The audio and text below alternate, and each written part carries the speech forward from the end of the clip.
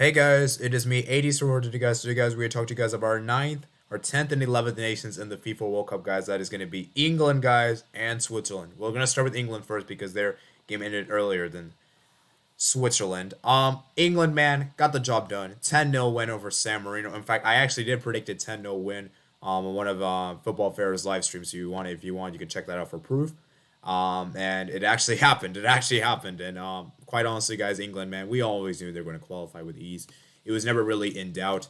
England, they were the best team in the group by far. Scoring 39 goals, conceding 3 goals, 36 goal difference, 26 points. They almost went perfect with draws against Poland and Hungary. Okay, so for England, man, it's a great job. It's a great accomplishment for them to qualify. But let's be real, guys. Let's be real, guys. The real challenge for England will not be to qualify. The real challenge is to actually actually do well in the World Cup because, as I said before, with Gareth Southgate, man, England they gotta do something in the World Cup because I know they reached the semifinals the last traditional, but they had a very easy route. And this time around, with the not so easy route, I imagine then England will actually get properly challenged because we are yet to see England really face a real test. We're yet to see England face a France. We're yet to see England face a Portugal. England face a Spain in a high stakes manner, not in the Nations League, not in a anything like that. And I just feel like for Gareth Southgate in particular, England needs to perform, And I look at the players they have on paper. You got Harry Kane, Bukayo Saka, Mason Mount. The problem with this England team when it comes to big games is that they're too defensive minded.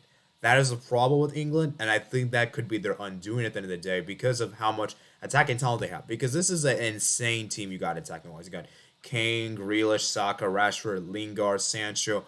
You got Bamford, Bellingham. It's just an insane attack team. But when it comes to but what comes on the pitch more often than not against like real opponents, they tend to be more defensive, and which is the reason why I don't really believe England will win a World Cup. And so I don't believe it's coming home, guys. Gareth Southgate, you have to prove me wrong. And for England in particular, we got to judge them real carefully in this one because remember, guys, they got to the semis in the World Cup 2018 and they got to the final of the Euros. But were they really challenged them properly in both?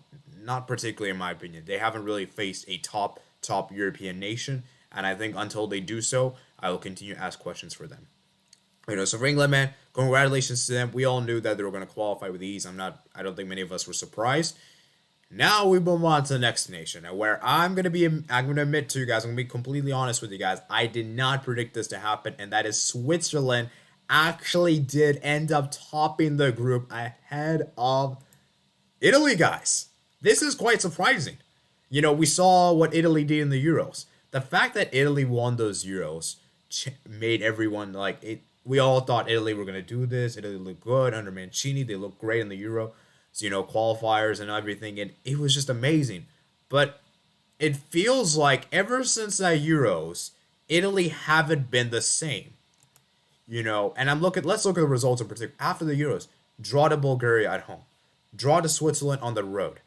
They won 5-0 against Lithuania. It's Lithuania, guys. They lost the Nations League semifinal.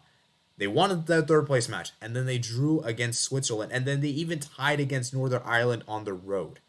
This goes to show you guys that Italy haven't been the same ever since the Euros. And I think that Euros win might have just tainted the fan base. Maybe had made the people believe that things are going to happen. It might have been papering over the cracks. Because I'll be honest with you, as good as Italy were in the Euros, I didn't think they were that great. Especially when it came to the semis and the final. They had to rely on penalties to bail them out. And even against Austria, they had to take it to extra time as well. And while I will admit Italy were good, and I do admit they were, I do think they were deserving champions over England. I have to say, Italy weren't that impressive. I wasn't really that impressed with Italy, And that's where my concern is because how do you draw these games like Bulgaria at home and Switzerland? Okay, I can understand Switzerland on the road. Partially. I can understand that one. Lithuania at home. But how do you draw against Switzerland again at home? And you couldn't even score against Northern Ireland. And this is just a shame for Roberto Mancini here because remember guys, Italy had the playoffs last time around for the last World Cup and we all know what happened. Sweden shuts them out and Italy failed to reach a World Cup. Could the same thing happen for the 2022 World Cup? I mean, this is crazy. The European champions are not even going to directly qualify. That is quite remarkable, you know. And for Mancini in particular, I have a lot of questions to ask, because what happened to Immobile? I look at Moise Keane. How come he doesn't get more opportunities? You know, Belotti. I'm sorry, Belotti's not good enough. I don't know why Belotti's continues to still be in the team. He cannot be in the team. You gotta get rid of this guy. You have Barella, you have Chiesa, Chiellini, and all that. And it's just quite sad. And obviously, I know I should be talking about Switzerland. We'll get to them in a bit. But I have to say that for Italy, man, it's a big disappointment for them. And they have to go through the playoffs yet again. And this time around, guys, the playoffs are going to be even more difficult than it was in years past. Because this year, guys, you have a semifinal and then you have a final. And it's one game. It's not two legs, guys. It's one game. So for Italy, man, this is a very, very, very disappointment. And I think for Italy, man, Mancini, you have a lot of questions to ask. Now, when I sack him immediately, I think that's a bit of a harsh call to make. But I could maybe understand where they're coming from, right? Because to be fair, it is a pretty big disappointment. As for Switzerland, man, we got to give them a ton of credit. This is a nation that has defied the odds. You look at the victories they've had.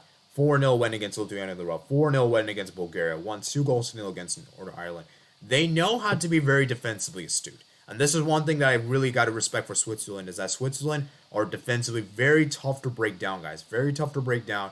And they know how to grind out results. This is a nation that is very consistent.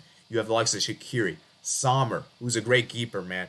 Xhaka is very good. Ruben Vargas, Zakaria, Rodriguez, Widmer, Severovic, Embolo, Zuber, Mbabu, Gavranovic, Freuler, Akanji. This is a great team, guys. And while I'm not going to say they're that amazing and all, I don't think they're that great. But this is a team that always causes issues. And this is a team that we know knocked out the world champions this summer. Remember France in the Euros, the penalty shootout? They did eliminate them. So I think for Switzerland in particular, I can see them getting to the round of 16. Maybe in the quarterfinals if things fall their way, but I'm going to say round of 16 at the most. And for England, I'm going to say quarterfinals. England, I think, will get to quarterfinals. So for Switzerland, man, what an accomplishment this is to directly qualify from this group. I don't think many of us had Switzerland topping this group. And you got to give a ton of credit to their manager here. Their manager, Murat Yakin. It's a great accomplishment indeed.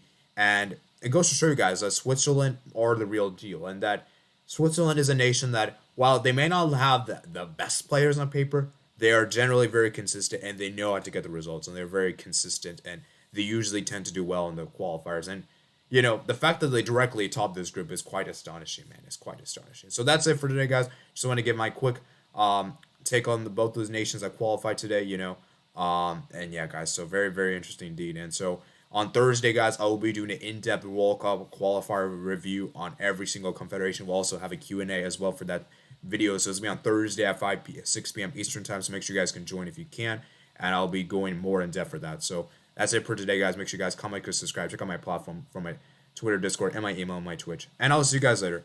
Peace out.